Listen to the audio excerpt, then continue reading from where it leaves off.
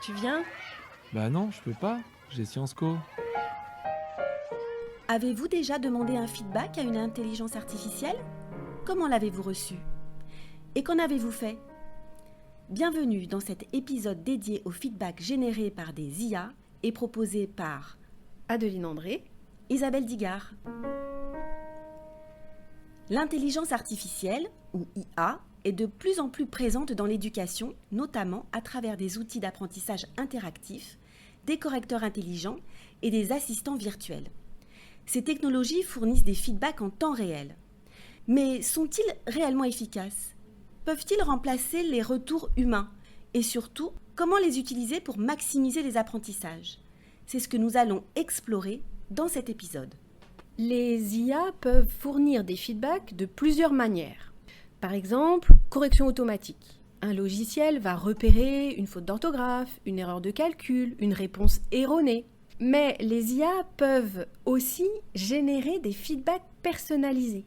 Ainsi, certaines IA vont adapter leurs recommandations en fonction des erreurs de l'apprenant, en identifiant ses points faibles et en suggérant des exercices adaptés. Le guidage progressif peut être proposé par des IA. Ainsi, plutôt que de donner immédiatement la réponse correcte, certaines IA, qui sont entraînées pour cela ou à qui on peut le demander de manière explicite, vont proposer des indices et des encouragements à l'apprenant afin que celui-ci réfléchisse par lui-même et complète ses réponses. L'un des grands avantages de ces feedbacks est leur immédiateté. Ils permettent d'apprendre des erreurs en temps réel sans attendre la correction d'un enseignant. Les feedbacks de l'IA sont-ils mieux perçus que des feedbacks donnés par des humains? Un aspect souvent sous-estimé du feedback produit par une IA est qu'il n'implique aucun jugement social. Lorsqu'un élève reçoit un retour d'un professeur ou d'un père, il peut ressentir une pression, une peur du jugement ou même parfois une honte en cas d'erreur. L'IA, en revanche, est perçue comme une machine neutre, dépourvue d'intention ou de biais personnels. Les recherches montrent que ce type de retour est souvent mieux accepté, car l'élève ne se sent pas évalué en tant que personne, mais simplement guidé dans sa progression.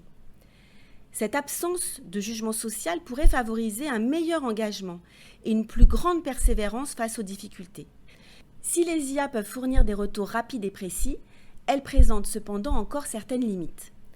Un manque de nuances et de contextualisation.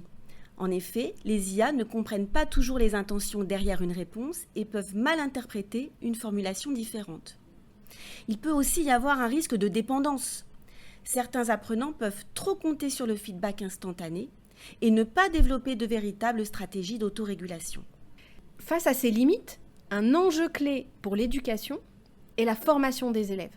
Apprendre aux élèves à bien utiliser les IA et en particulier les IA génératives qui peuvent être des tuteurs d'apprentissage incroyables.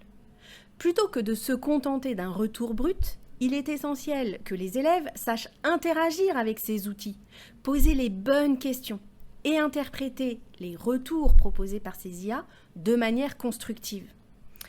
Les IA ne doivent pas être vues comme de simples correcteurs, mais comme des partenaires d'apprentissage capables de stimuler la réflexion, d'aider à structurer des idées, d'encourager l'autorégulation, d'affiner les niveaux de compréhension.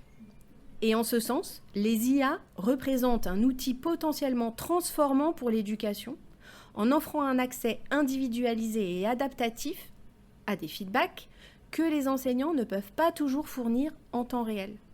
L'intelligence artificielle révolutionne le feedback en apprentissage en offrant des retours immédiats et accessibles, souvent mieux acceptés par les élèves. Mais pour être réellement efficace, son utilisation doit être accompagnée d'une formation afin que les apprenants en tirent parti intelligemment. L'avenir du feedback ne repose donc pas sur une opposition entre IA et humain, mais sur une complémentarité intelligente. Alors la prochaine fois que vous recevrez un feedback d'une IA, demandez-vous: comment puis-je l'utiliser pour progresser davantage? Merci d'avoir écouté cet épisode. À bientôt dans cet univers fascinant où les neurones rencontrent l'apprentissage. Si cet épisode vous a plu, n'hésitez pas à vous abonner et à partager autour de vous.